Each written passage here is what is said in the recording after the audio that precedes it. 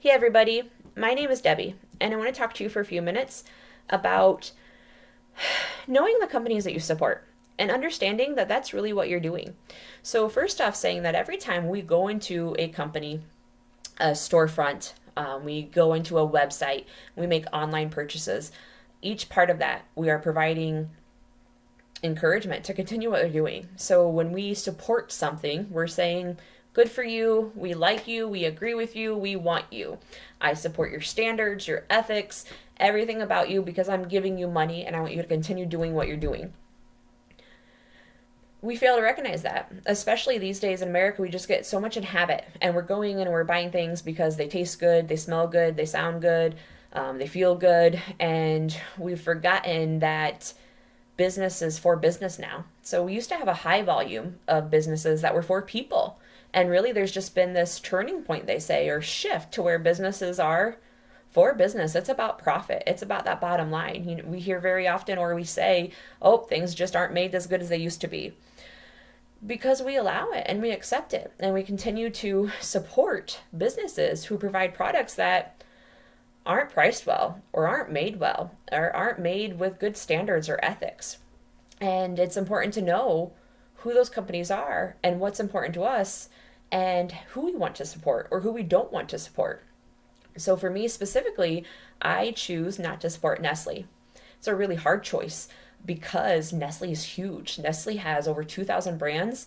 29 of them are billion-dollar companies, which means they're all over our stores and all over our internet shopping abilities. So when we talk about Purina dog food, Nesquik Cafe, L'Oreal, Maybelline, Garnier, Gerber, Power Bar, the Body Shop, there's Taster's Choice Coffee. There's just a lot of different varieties and types of products, and then within those different brands that Nestle presents itself as. Nestle is worldwide. Their headquarters is in Switzerland, but you can find Nestle offices in regions all across the world. In America, we have Florida, California, and Michigan, where Nestle has a very prominent impact or grounds. So I don't agree with Nestle as a company. I don't like what they stand for, the way they do their things, the accusations that have been made against them, and so I choose not to give them business.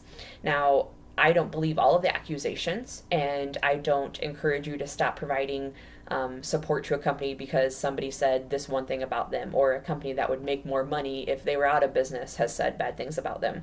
But I encourage you to research and to be aware and to think of companies that you do want to support, that have standards or morals that you agree with and you appreciate.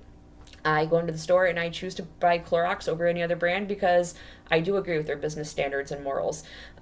Apple, I have an Android phone, but Apple's a very good company overall. They're good to work for. They have a good impact and awareness of their impact on our environment, and they continue to try to make strides in the direction to do better in those areas. General Mills continues to do the same thing. So there are companies out there who are actively trying.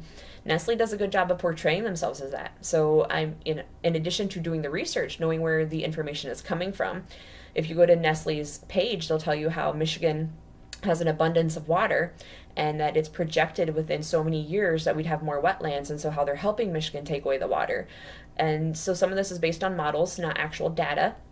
And so a lot of Michigan citizens who have voted against and went to appeal court over the course of time to try to stop the increased volume that Nestle is taking from the state have concerns over our trout streams. And within the different regions of Michigan where water is being pulled, is there water, but is it palatable water? Is it drinkable water? Is it safe?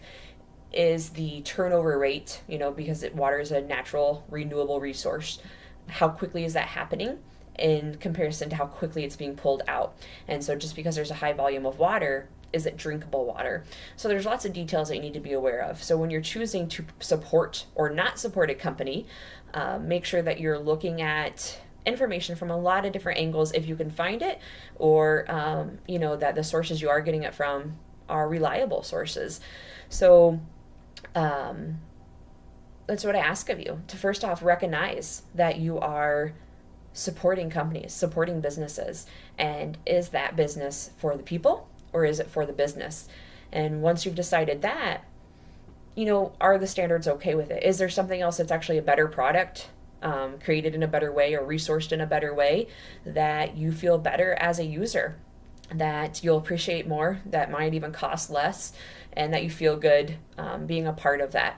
So just really recognizing your place within that, your steps that you take to help keep these 92.6 net worth, that's not true, net revenue companies going, or are you going to be part of the difference of stopping those businesses?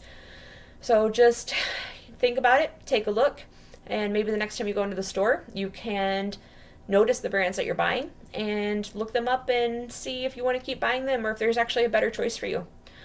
So thanks, guys, and I hope you have a great day.